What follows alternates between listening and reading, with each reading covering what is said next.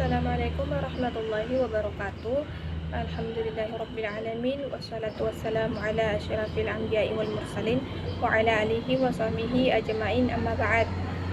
Perkenalkan, kami dari kelompok 10 dengan judul makalah Akhlak menurut Ali Syariati.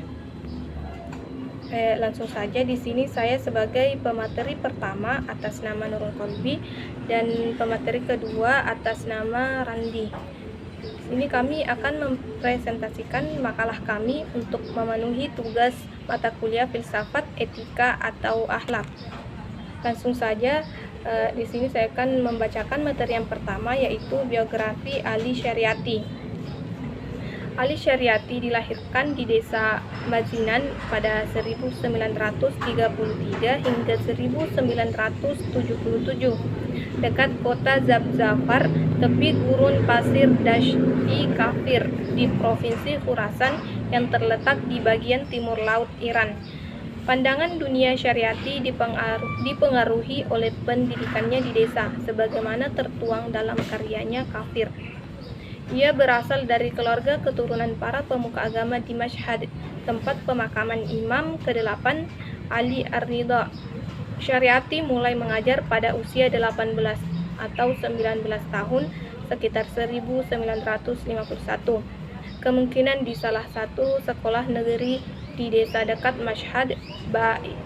Baik Syariati maupun ayahnya terlibat dalam arak-arakan Front Pro-Nasional yang diselenggarakan oleh Gerakan Perlawanan Nasional setelah berlangsung kudeta oleh istana pada Agustus 1953. Ia berhasil menggulingkan Perdana Menteri Muhammad Mossadegh. Gerakan itu didirikan oleh Mehdi Bazargan dan aktivis sosial dan sekaligus agamawan bernama Sayyid Mahmud Toliqoni. Syariati berusia sekitar 27 tahun pada saat ia memperoleh gelarnya dengan kehormatan di bidang sastra Prancis dan Persia pada tahun 1960. Ia lalu pergi ke Prancis untuk melanjutkan studi di Sorbonne, karena kemudian ia akrab dengan orientalis Prancis seperti Louis Massignon, sosiolog Georges Grouvy, sejarawan Jacques Bercuy, dan filosof Jean-Paul Sartre. Banyak yang menduga bahwa Syariati mempunyai latar belakang pendidikan formal di bidang filsafat dan ilmu pengetahuan sosial, namun disertai doktornya merupakan terjemahan dan pengantar karya abad pertengahan The Notables of Balkh. Andaikan ia memperoleh pendidikan tersebut, hal ini tidak tercermin dalam risetnya. Selanjutnya, pemerintah menganggap Syariati radikal dan berbahaya sehingga ia ditahan dan dipenjara lagi. Pemerintah menyatakan bahwa Syariati wafat akibat penyakit jantung, tetapi kebanyakan orang meyakini bahwa ia dibunuh oleh polisi rahasia Syiah. Ciri pemikirannya adalah bahwa agama harus ditransformasikan dari ajaran etika pribadi ke program revolusioner untuk mengubah dunia, yang senantiasa menolak gagasan bahwa Islam itu hanya merupakan persoalan hukum dan ritual yang mengatur hal-hal teknis seperti wudhu, menstruasi, kelahiran, makanan, dan sejenisnya. Syariati selalu mencari hal-hal baru dan orisinal di dalam Islam dan tidak sabar dengan model pemikiran tradisional. Dalam ajakannya untuk melakukan pembebasan melalui reinterpretasi keyakinan, Syariati secara jelas menolak pandangan revolusioner Barat bahwa agama itu candu masyarakat. Agama dalam pandangan Syariati dapat mengantarkan orang kepada komitmen ideologi untuk membebaskan individu dari tekanan. Dalam hal ini, ia memiliki banyak persamaan dengan filosof Mesir kontemporer Hasan Hanafi. Agenda kedua pemikir itu ialah menyegarkan pembacaan Al-Quran untuk merekonstruksi konsep Islam menjadi ideologi yang modern, orisinal, dan progresif guna membebaskan dan memberdayakan massa. Materi selanjutnya mengenai pengertian akhlak. Disebutkan bahwa akhlak adalah buah dari keimanan dan keistiqomahan seseorang dalam menjalankan ibadah. Akhlak yang kita ketahui tersebut memiliki pengertian secara bahasa maupun secara istilah. Kata akhlak secara bahasa berasal dari bahasa Arab, yaitu al-khulq. Artinya sebagai perangai, tabiat, budi pekerti, dan sifat seseorang.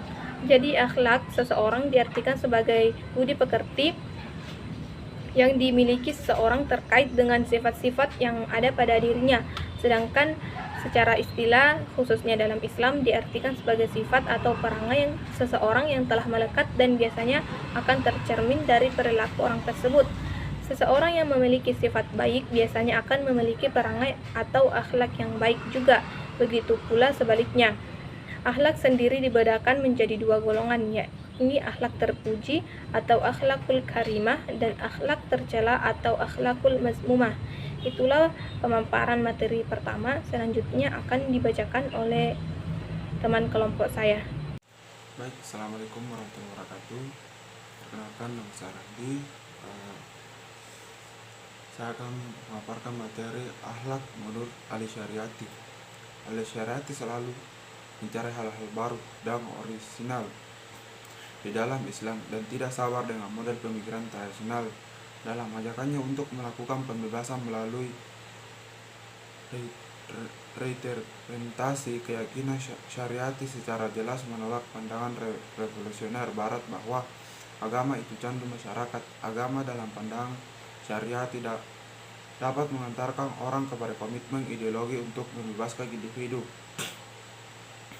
dari tekanan. Dalam hal ini dia memiliki banyak persamaan dengan filosofi Mesir kontemporer Hasan Hanafi. Agenda kedua pemikiran itu ialah menyegarkan pembacaan Al-Quran untuk merekonstruksi konsep Islam menjadi ideologi yang modern, orisinal, dan progresif guna memperdayakan massa. Syariati tidak pernah menggagas pemikirannya tentang etika secara utuh dalam bentuk tulisan atau ceramah, tetapi berbagai kritikannya terhadap filsafat barat termasuk etika secara implisit mengandung pemikirannya tentang etika. Beberapa pemikirannya yang sebagian besar digunakan secara praktis untuk menggerakkan revolusi di Iran juga mengandung sebuah implikasi tindakan etis tertentu. Pemikiran filosofinya di bidang ontologi dan metafisika sebenarnya juga mengandung ajaran tentang etika. Bagaimana etika menurut Al-Syariati?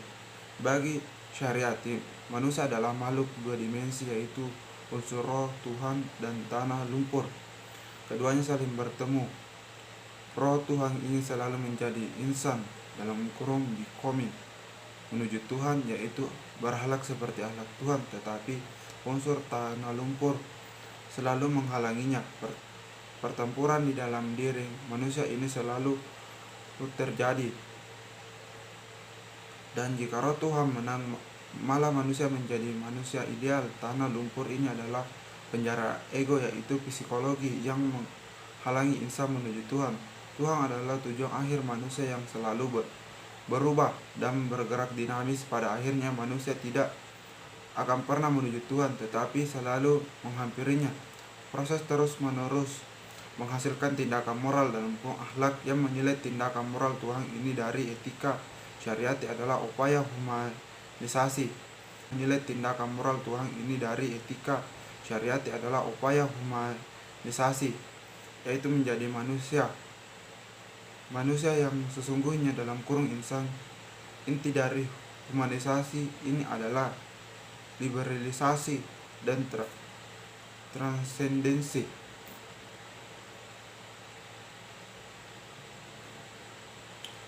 Menurut Syariati ada 5 faktor yang menentukan kepribadian manusia. Itu membentuk struktur jasmani dan rohani. Ayah sebagai faktor pembentuk karakter anak, sekolah atau pendidikan, masyarakat dan lingkungan sosial, dan pengaruh kebudayaan yang menembus seluruh lapisan masyarakat. Al-Syariati juga memiliki ideologi yang kuat tentang bagaimana pentingnya pemimpin yang benar dalam masyarakat. Menurutnya, yang dapat menjadi pemimpin dalam kurung khalifah adalah manusia yang mampu memanfaatkan dan mengembangkan sifat-sifat agung Tuhan yang ada dalam dirinya dan mampu untuk terus berubah. Ia harus menyerap sifat-sifat Tuhan, mampu berakhlak sesuai dengan akhlak Allah. Ringkasannya, seorang khalifah harus mempunyai kesadaran akan dirinya sendiri di dunia, memiliki kemampuan untuk memilih sesuatu yang secara naluriah tidak dipisahkan, dan kemampuannya untuk berkarya dengan pemikiran siapapun dapat dipilih untuk menjadi pemimpin asal memenuhi syarat-syarat. Baik, itulah tadi pemaparan materi dari saya. Kurang dan lebihnya mohon dimaafkan. Assalamualaikum warahmatullahi wabarakatuh.